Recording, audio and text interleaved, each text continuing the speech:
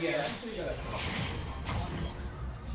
On the ecosystem topic, even a step further on that same tweet, something that I think is like really interesting.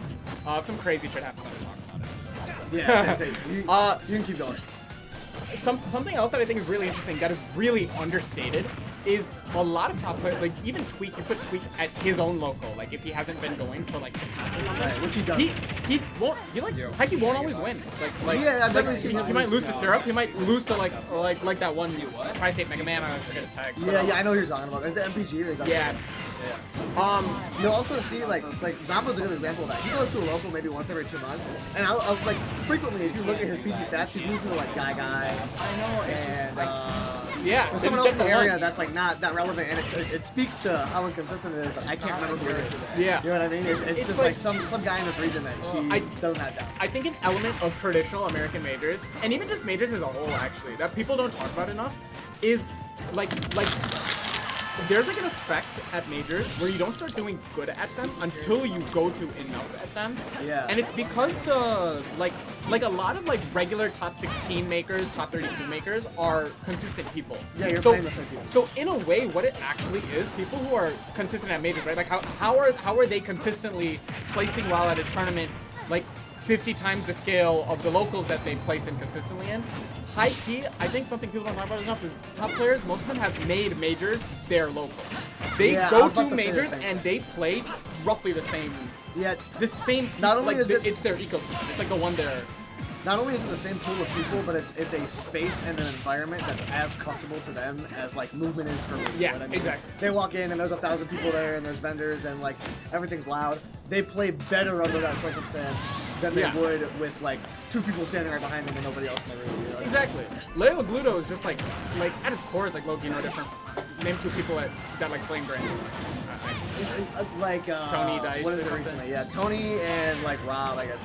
Yeah, Leo Gluto. It's like Tony Rob here, just like scaled up. Yeah, right. Just like scaled up really far. And even a lot of the people that like oh dude, Zombo went to Japan, got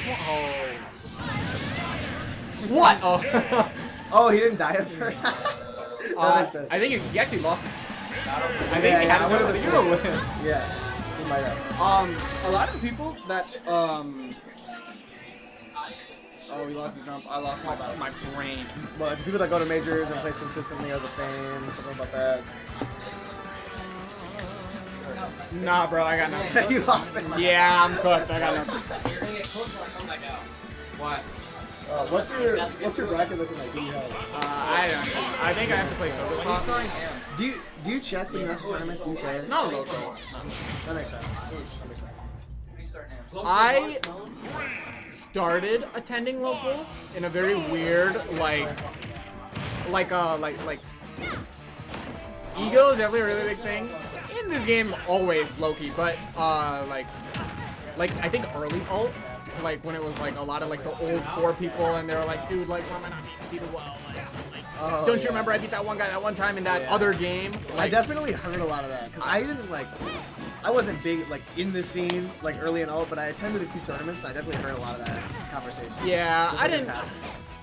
I was like new to ult and like the game as a whole, and I just remember thinking like, dude, that's just so great. So I don't. No, not in tournament. Okay. So yeah, likewise. I was like, yeah, like. Oh, that's a jump. He's dead. He's dead. Yeah. I think this has to be executed. Oh really? Oh, well, never mind. Didn't matter. I thought Avien had a locked moment Monday used to go.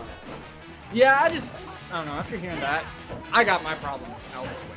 But one of them is definitely at locals I don't like looking because I don't like talking about this. It's just like I saw so many people do it that it's like so distasteful in my mind. You don't like seeing your seed and like having thoughts about it. You just want to. I don't care, dude. If I'm gonna come 13, I'm gonna come 13. If I'm gonna win, I'm gonna win. It doesn't really matter. Yeah. High key, there was a really big push like between some of the like pre-COVID PR players, like right after COVID ended to randomize seeding for a bit, and I was big time on it. I was like, dude, I want like a month of clownery, dude. Like I want this shit You know random. You know what's funny is that Ahmad is still very much on that, and he gets so much shit every time he has that take. Everyone's like, no. I think it's a terrible long-term take. I think it would have been a hilarious, Yeah. especially post-COVID. Do it for a month, just like throw shit around. Post-COVID, dude, like Cages had like a fucking Wi-Fi bracket, and it looked nothing, or like a Wi-Fi PR, and it looked nothing like what the Yeah. PR was before. So like, it's like everyone's like, no, dude, like number these one people was, are like, gonna be good. Quark or These people are gonna be good. Huh? Number one was like Quark or something, Yeah. right? On the Wi-Fi one. It's just like terms were gonna start again, and everyone that had like. actually would have been phenomenal. Post Dude, I think it would have been like the funniest way to go about it. Yeah. Because everyone had a different idea of Just who do it was for good. like 1 month of locals just Yeah. to see, and then like just throw shit into disarray. I like Aye. that. But alas. It's like embrace the inconsistency of the game. Like fuck it, just Yeah. make everything random. That said, the meta right then it actually post-COVID immediately it was actually very normal. It was like it was like the same as pre-COVID PR just plus Nico. I really liked post-COVID. Dude, I think That was- post-COVID, I think immediately post-COVID Michigan is like my favorite era sort of competing Michigan. I low-key hurt my wrist that entire time and barely played. Really? How'd you hurt it? Like, was it Smash Super Smash related, or- Brothers, Yeah. yeah. Okay. That sucks. Physical injury from Smash Brothers. Yeah. Not a good look. But that era was really when it was like Daybreak, Zenodo, Nico, like Uber in like top 4 of every tournament. I think that shit was like Right. crazy. The only vivid memory I have is because I'm like homies with David. So the Oh, only vivid yeah. memory I have from that era is David making a movement run where he'd be like Goma, Nico, and somebody else to get first, I think. It was like the wildest run. He texted me, he was like, I one movement. I was like, you fucking did what? Are you kidding? There's no way. I think I like remember seeing that bracket like 4